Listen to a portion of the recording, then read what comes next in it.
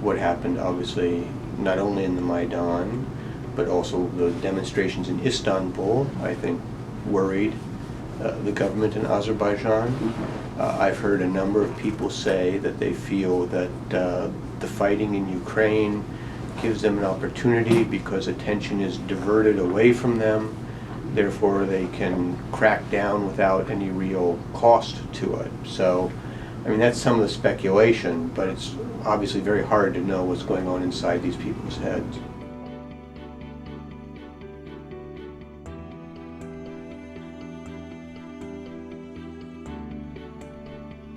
I mean, I think they made a serious miscalculation. I mean, I think that they were very much offended by the Sing for Democracy campaign, and this time they decided they would just simply put all these people out of business before the game so they could not rain on their big celebration. I think in doing so they completely misunderstood how things work in the West, and the fact of the crackdown itself became the story. So I think in that sense they undercut their own desire to make this a big success for Azerbaijan, and in fact most of the coverage that I'm aware of in Western Europe was actually quite critical.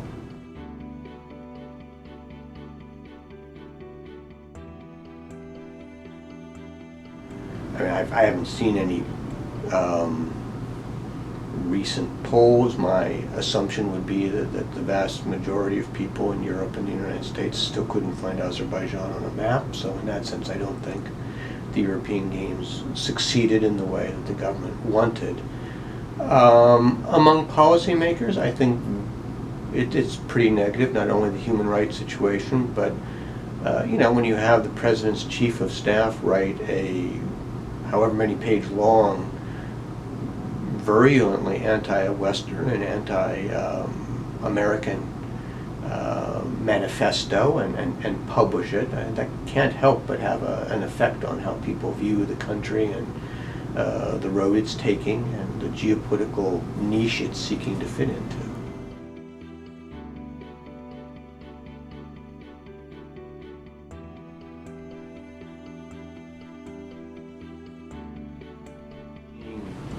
Just across the way in Armenia right now, sometimes an event that causes popular unhappiness to go from grumbling to protests is completely unexpected. I don't think anybody was expecting to see the kind of protests we're seeing now.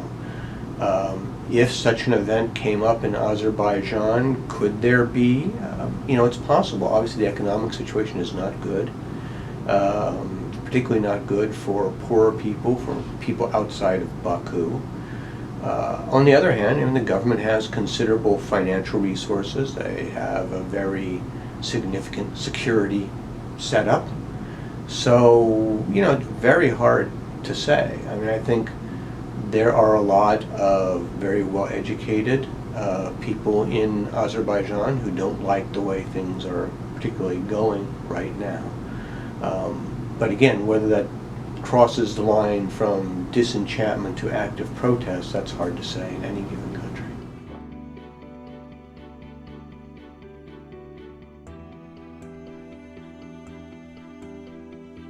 Again, this is hypothetical. If the US and the EU had been sterner, would they have changed their policy? I don't know the answer to that.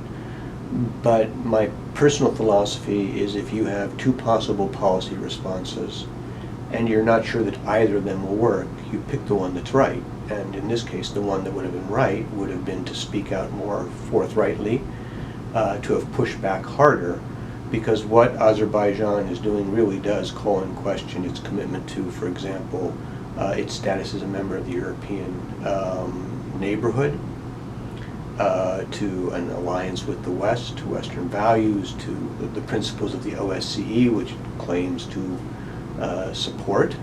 So I would have personally thought it would have been a better policy response. Whether that response would have turned it around, I mean, it's like sanctions on Russia right now. The Secretary of the Treasury said something that I think was actually correct, which is all we can do is create an environment conducive to changing the attitudes. Whether they choose to change the attitudes or whether they choose to suffer the consequences, we have no control over. But I would have liked to see them at least try to push harder on Azerbaijan in the hopes that it might have brought a change.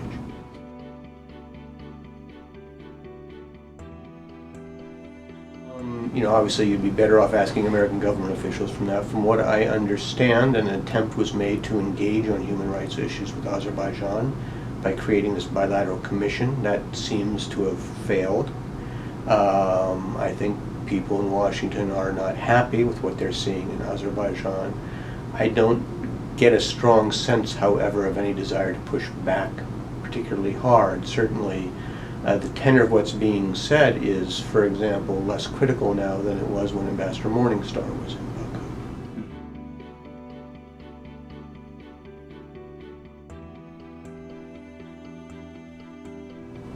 I mean, I think you do see some limited movement in Azerbaijan's geopolitical orientation towards a more friendly with Russia policy. I mean, the fact that Russia has recently agreed to start selling significant quantities of arms to Baku was a big breakthrough.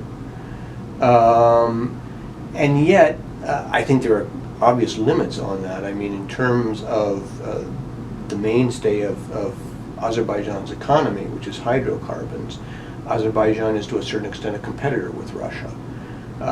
Then there is the fact of Russia's continued alliance with Armenia. So where you, I think, do see some movement, I think there are,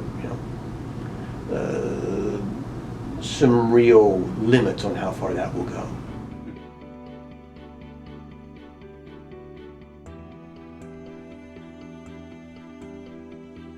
I mean, Azerbaijan, on the one hand, has a very significant reserves, which puts them in a better position than a lot of countries right now to sort of ride out this tough patch. But, there are a number of issues. Azerbaijan still gets a not insignificant amount of money from remittances from people working and living in Russia. To the extent that the Russian economy is going to be doing significantly worse, potentially for a long period of time, that hurts. Even more so, obviously, the decline in hydrocarbon prices hurts. All of this contributes to the weakness of the Azerbaijani currency, which hurts, although on the other hand, since hydrocarbons are priced in dollars, that limits it a little bit.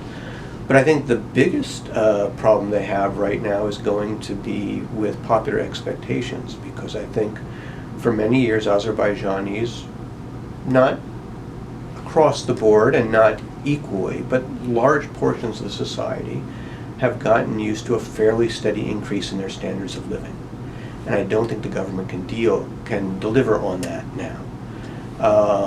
And so, on the one hand, if you're in Azerbaijan and you're looking at prices are going up and jobs are becoming insecure, and yet the government is paying to bring rich European athletes to Baku, it must seem, I would think, kind of as though the government's priorities are not where you would like them to be. Yeah, I hope that the government will understood from what's happened now that the best way of making these games into the sort of public relations success in Europe is going to be to change some of their policies so that the picture of Azerbaijan they're presenting is a better picture. I mean, this crackdown, among other things, is robbing them of some incredible brain power. I mean, there are, a number of really creative people in Azerbaijan whose, voices could really help in discussions of what policies would be best for the country in this difficult both economic and geopolitical situation, and they're in jail or out of the country or forced to be quiet. So, I think for a number of reasons, hopefully the government will come to realize that this policy is self-defeating. That, of course, assumes that the government's major concern is the greatest good of the greatest number.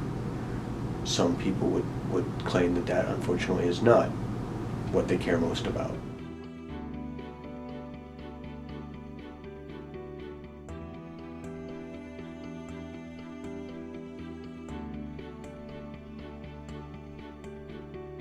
You have to accept the fact that with the economic crisis in 2008 and now what's going on in Greece, I can't think of the English word, privilegiationist, the drawing power of Europe is not what it was back then. On the other hand, I think it is pretty clear to me that the majority of Azerbaijani citizens would like to see their country move in a particular direction, a direction of greater freedoms, greater well-being, greater democracy, stronger institutions, less corruption, better governance. And I think when you ask yourself, is attack towards or away from the EU likely to take you more in that direction? I think very clearly moving towards the EU is more likely to take you in the direction that I think most Azerbaijanis would like to see their country go.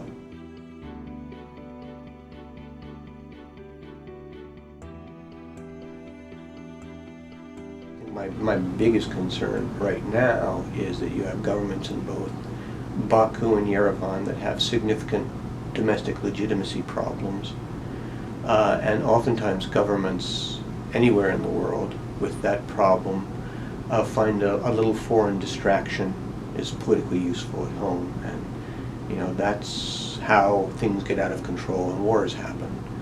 So I would be very concerned right now that neither Baku or Yerevan miscalculate in a way that could lead to greater conflict along the line of contact. I mean, you're in a situation there where there are no peacekeepers, where the troops on both sides are very close to each other.